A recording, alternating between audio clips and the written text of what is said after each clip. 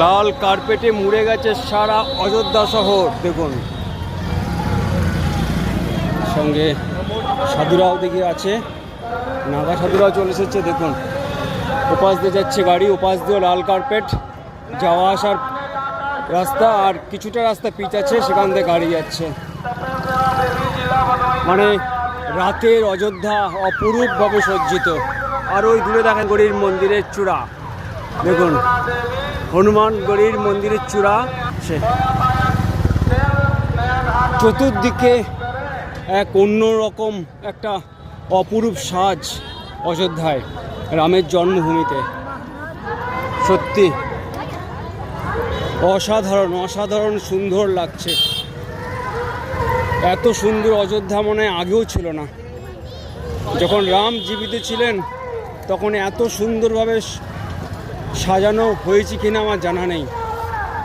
গেছিলাম হনুমানগড়ি, দশরথ ভবনে গেছিলাম, কনক ভবনে গেছিলাম, মা সীতার ওখানে অসাধারণভাবে সাজানো হয়েছে। যেখানে রামের জন্ম হয়েছে সেই দশরথ ভবনে কি সুন্দরভাবে সাজিয়েছে, কনক ভবনও তাই।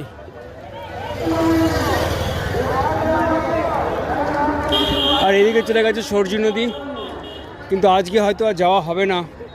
রাত 8টা বেজে গেছে।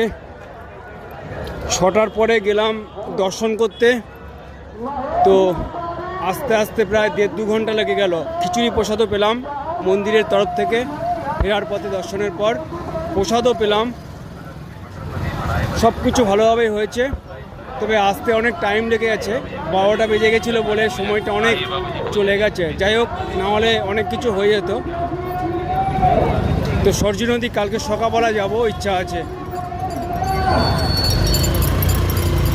আরতি দেখার খুব ইচ্ছা ছিল, তো গতবার আমি এসে দেখেছিলাম আরতি।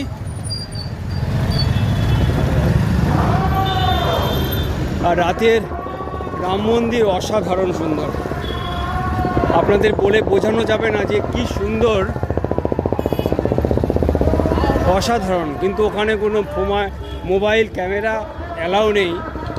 এত সুন্দর মন্দিরের কারুকার্য, এখনও কাজ চলছে মন্দিরে। 1 বছর হয়ে গেল, গত বছর এসেছিলাম, এখনও চলছে বিশাল বড় এলাকা জুড়ে। যাই হোক, চলে এসেছি আমি হনুমানগড়ির ঠিক মুখের ওখানেই একটা গেস্ট হাউসে আছি।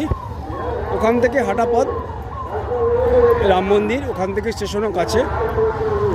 তো চলুন একবার